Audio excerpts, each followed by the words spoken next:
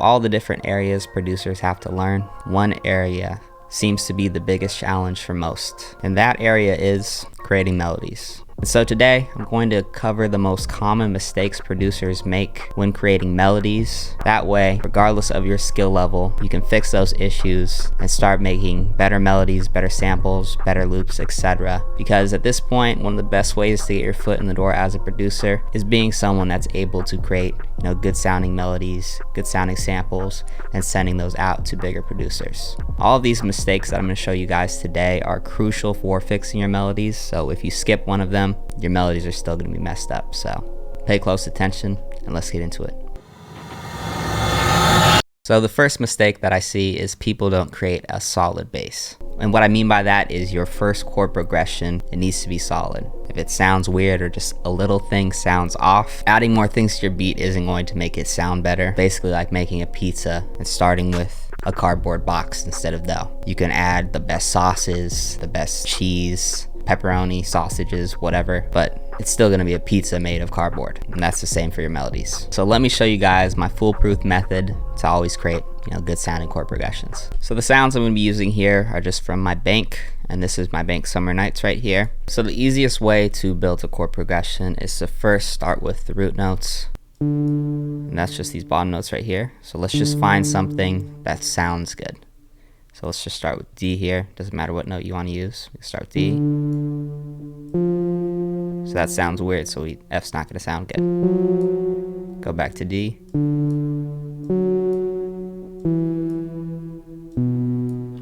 So if you just listen to that sequence, and I'm going to play it right now, you can hear that it just all sounds good together.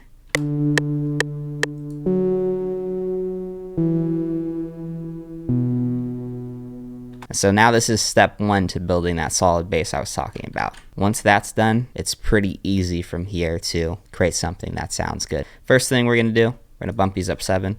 1, 2, 3, 4, 5, 6, 7. If you already know this, don't worry, I'm gonna get into some more advanced stuff as well. So regardless of your skill level, you're gonna learn a lot in this video. And so then all you have to do is you go up by either 2 or 3. 2 like this is a minor chord, but this isn't the chord we're gonna wanna use. 3 is major, and a good way to tell if it's going to sound good, like 90% of the time or so, is if you start seeing notes lining up, then it's probably going to sound good. So let's do that right there.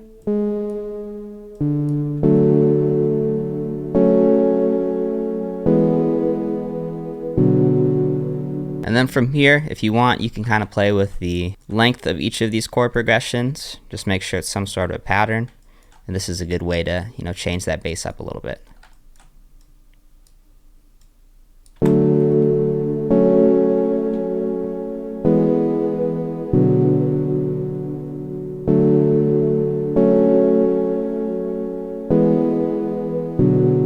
Then if you want to build these chords up a little bit bigger and make the bass just sound bigger, then just start adding notes.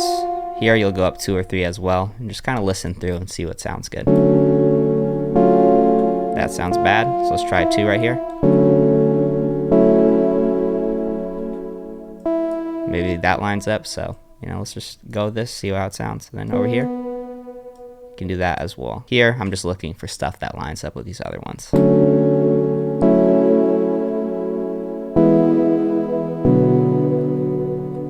That sounds nice. We got a good little bass going. And if you want, you can play around with the different octaves.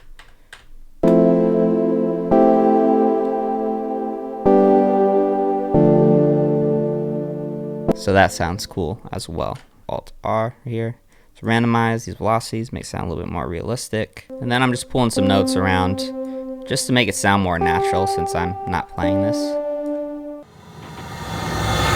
Because we have our bass already, we're gonna start building on that. And that brings me to my second thing, which is sound selection. And sound selection is probably one of the biggest area I see producers making mistakes. So when you're selecting sounds to layer, there's a few things that you need to keep in mind. First thing, you need to pick out sounds that work well with the sound. What do I mean by that? If I was to pick this exact same sound, all that's going to happen is it's going to sound muddier and it's gonna introduce phasing, which will make it sound worse. And so when you're adding a sound, you wanna add add a sound that feels like it just fits with the sound and feels like it's almost a part of the sound. It doesn't have to be completely different, but it needs to be different enough to where it actually adds to the sound and doesn't just take away from what you already have and make it sound muddier. We're gonna use my bank grailed, and we're just gonna scroll through some sounds, and you can kind of see, you know, what sounds good and what doesn't. So for this sound, let's see if we turn it down maybe.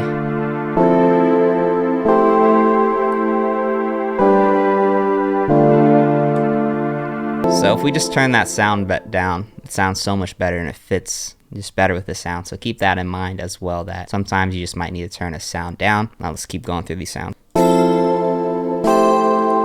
So this kind of works because it's like a pluck, which the other sound doesn't really have, but I personally wouldn't pick this sound.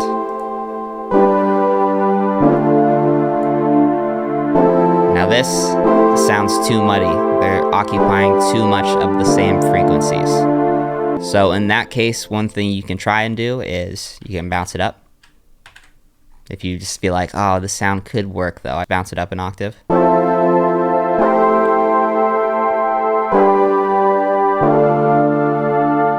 Versus way down here.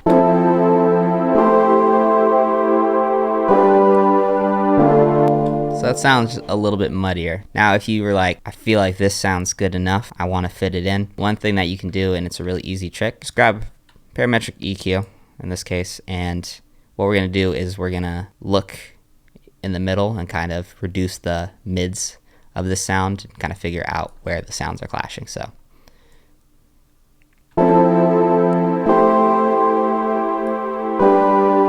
now it fits way better.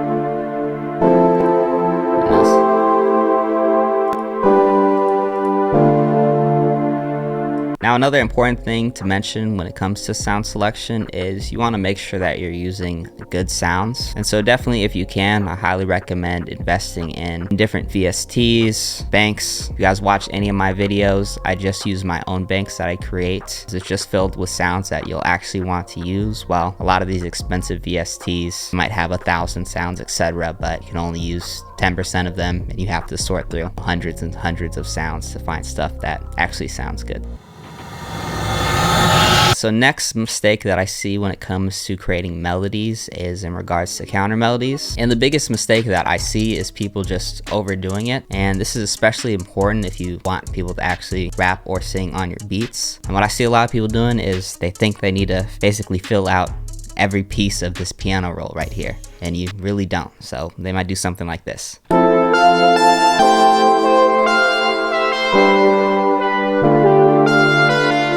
In reality, something a little bit more simple will give the artist more creative freedom and just sound better.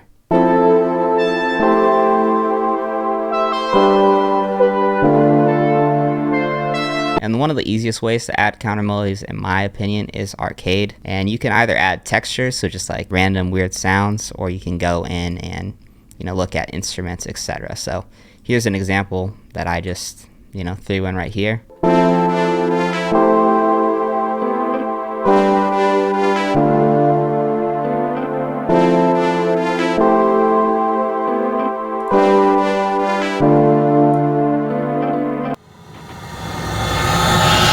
Alright, so the fourth and final mistake, and if you don't do this, it's just never gonna sound right. And it's so simple, it's so easy to do. And I've kind of already done it a little bit throughout this beat. What you need to do is level your sounds and EQ. So all you need to do that is just drag all your sounds right here, put them on the mixer. And the first thing I like to do is cut out some low end, just to leave room for the bass line and the 808. So all you need to do that is just open an EQ. Doesn't matter which one you're using. And I usually pull this to about 200 hertz. Sometimes I'll go less, sometimes I'll go more.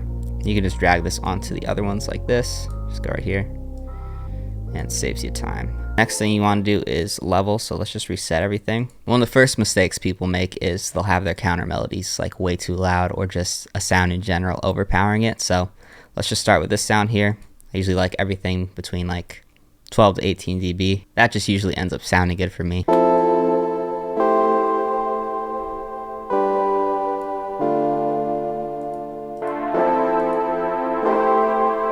So this sounds overpowering it a little bit, but you could leave it like this if you wanted this to be the highlight sound for your beat, the sound that sticks out the most. but I don't, so I'm gonna move it down a little bit. Let's turn up the volume here. So I like that right there.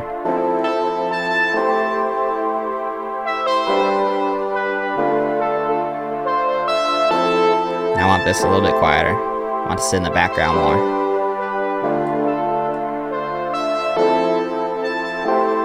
That's one issue a lot of people have, is they'll have their counter melody a bit too loud. Because remember, you have to think about someone singing on it. So if it's just overpowering everything, it's going to overpower their voice as well.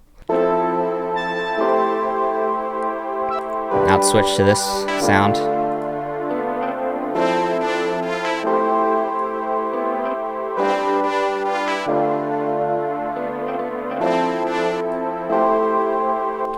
I hope those tips were helpful. If you want some more melody sauce, definitely check out this video. And if you want to just, watch an entertaining, fun video, definitely check out this one as one of my favorite videos that I've done in a minute.